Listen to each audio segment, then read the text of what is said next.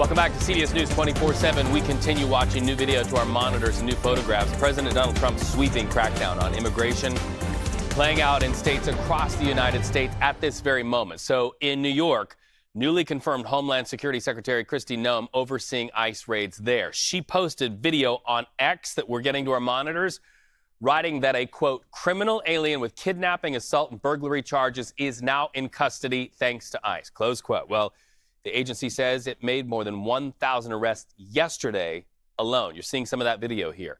Meanwhile, a U.S. military aircraft carrying migrants deported from the U.S. touches down in Guatemala, and we got video of that as well.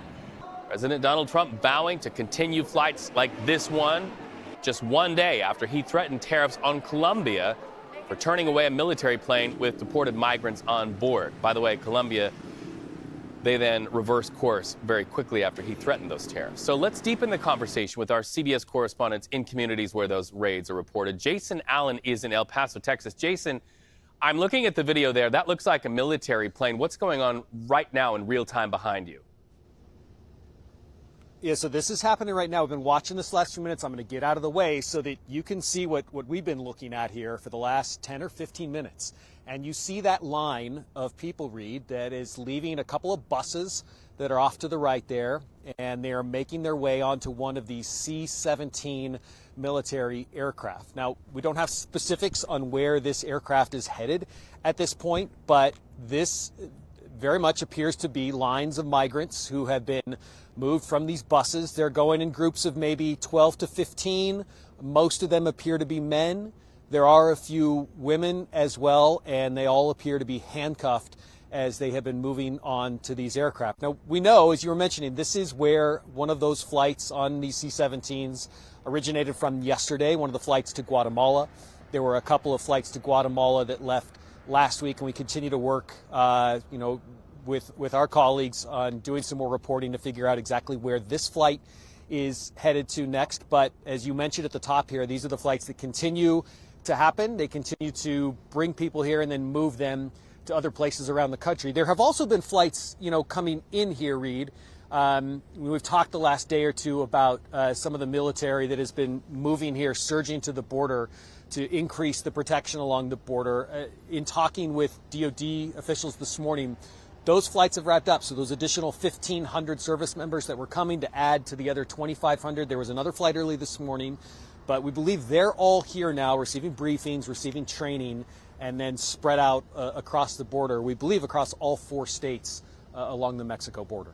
Well, Jason, that's why this broadcast has more value than any other broadcast anywhere right now, because when we see it, you see it. That is a very now element, seeing those deportees going right on the back of that military plane in real time as it's happening. I want to also look at some new video to our monitors. This is a drone video that the Department of Public Safety shows armed cartel members firing at U.S. Border Patrol agents yesterday. You can see one of them, in fact, aiming the gun right up there. You see his face at the camera. This is, of course, on the Mexico side of the southern U.S. border. So what do you know about that particular situation, Jason?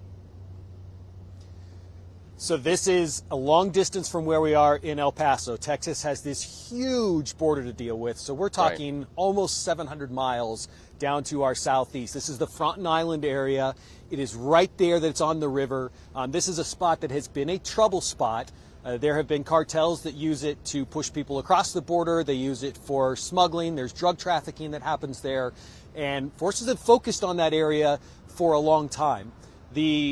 The information that was put out by forces who were there yesterday along the border is that there was some firing that happened.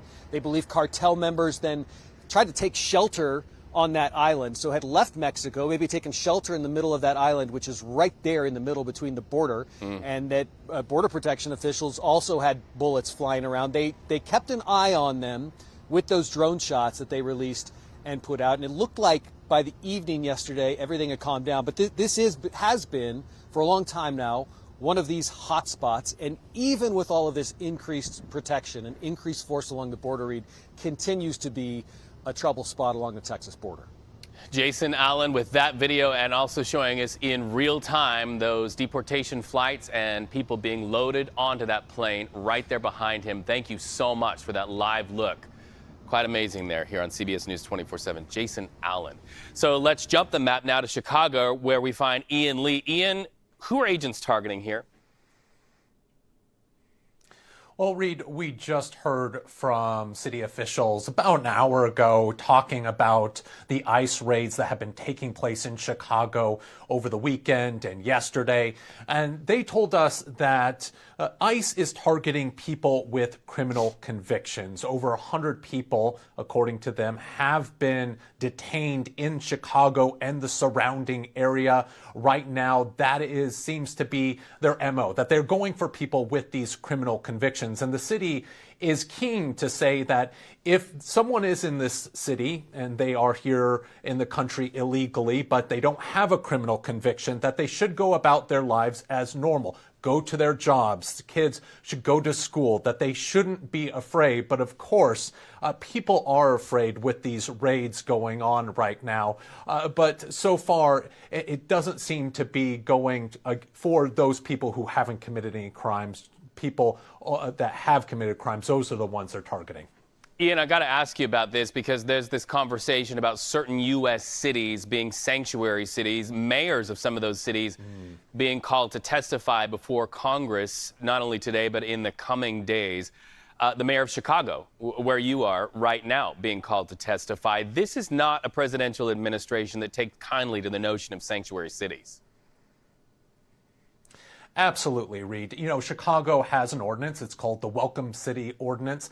And they say people who are here illegally, the police won't go after them if they haven't committed a crime.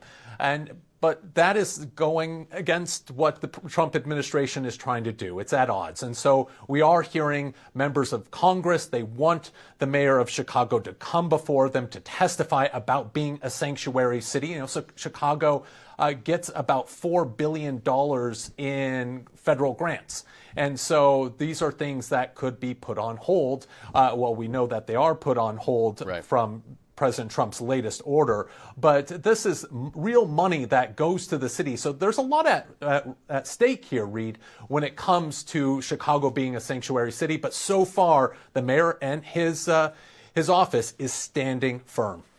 Ian Lee, thank you so much for that report on CBS News 24/7. Good to talk to you. So let's go a little bit deeper talking about those sanctuary cities. Border czar Tom Homan saying overnight, sanctuary cities make immigration's enforcement difficult for ICE. Now, that complaint, while Congress summons New York's Mayor Eric Adams to testify about New York's sanctuary city status, lawmakers also calling mayors from Boston and, as we just talked about with Ian, Chicago and even Denver to testify as well.